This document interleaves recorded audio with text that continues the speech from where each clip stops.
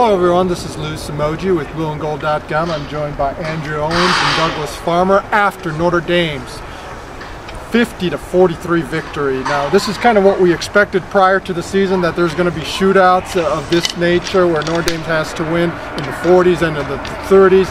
I don't know if we expected it this much, and one of the things that kind of stood out early, you spot them 14 points. It had the feel of last year's Oklahoma game where you were down 14-0 just a few minutes in. Andrew, that seemed to be the early feel that it wasn't Notre Dame's day, maybe. It did. They spotted them that 14-0 lead. Everett Golson, of course, had those 2 early turnovers after Brian Kelly said that it's been an emphasis 2 weeks now and that he's practiced with the running backs, to not fumble. But it happened again, and they spotted that 14-0 lead. Then Will Fuller and Golson connected on that big play to make it 14-7. I think that kind of calmed the nerves of the entire offense. The defense, obviously, the first time giving up more than 17 points today, wasn't that complete effort that we've become accustomed to in the first 5 games, but they did just enough to hold on to a 50-43 win. Magnificent performance by North Carolina quarterback Marquise Williams here. He had been struggling some. 303 yards passing, I believe 132 rushing, like that. Brian Kelly referred to it as a bad matchup just because of how they play in space. Your observation? Well, first of all, Lou, I wouldn't say he's been struggling. He had more than 100 yards on the ground last week as well to become North Carolina's leading rusher. And just when the quarterback is getting the ball in his hands and is such a threat, Notre Dame hasn't faced a threat like that to Williams' extent yet this season. And when he got into a seam, he was up and moving yards ahead before Notre Dame could hardly adjust. And that's something that they haven't seen, but they're going to need to prepare for again next week. Now, fortunately, Brian Kelly indicated that next week is a totally different animal with Florida State.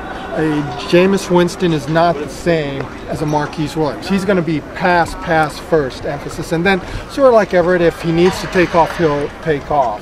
When you look at that matchup, it's maybe a little bit more favorable in Notre Dame's side. I think so, and today it seemed like we saw a lot fewer blitzes than in the first 5 games, and that's something against Florida State that you'll probably see Brian VanGorder bring out some of those unique looks again. And you know what, I bet he's saved some just for this game here in Week 7.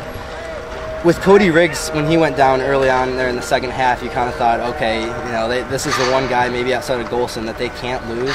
But he came back, obviously, along with Cole Luke, who just week by week continues to be a better and better player. So I think it matches up well in terms of they don't have to rely on stopping a rushing attack as much as, like you said, Jameis Winston will be looking to pass more than Marquise Williams. Turning point came in the 3rd quarter. Notre Dame had taken a 35-26 lead, and all of a sudden, here's North Carolina coming back, 36-35. Notre Dame is reeling, and they're sputtering. Now they have to punt, back-to-back illegal motion penalties, punt from the 32. I have to give props here to Douglas Farmer.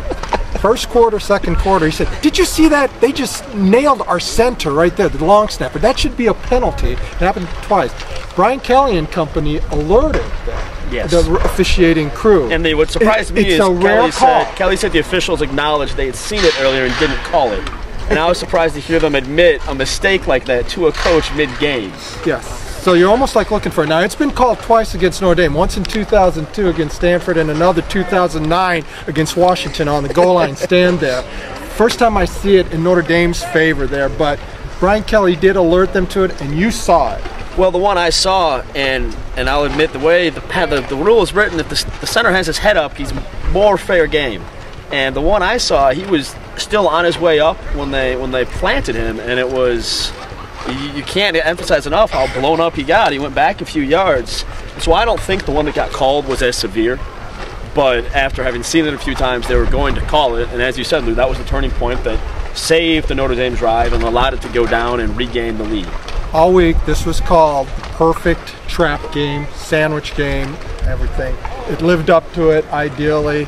Survive and advance now. You're 6-0. You see how difficult it is to win in college football. I think this will be a good thing, though, going into Florida State. It's the ideal situation. You have a very hard-earned win now facing your marquee matchup. I think Notre Dame will play as well one of its best games of the season at Florida State because of what transpired today. I would prefer that they do. Like you said on the podcast, it's almost like 2012 with that BYU 17-14 win where they just kind of survived before going to Oklahoma. Okay, we got a big one next week. Notre Dame 6-0. It's all that matters right now, halfway through the season.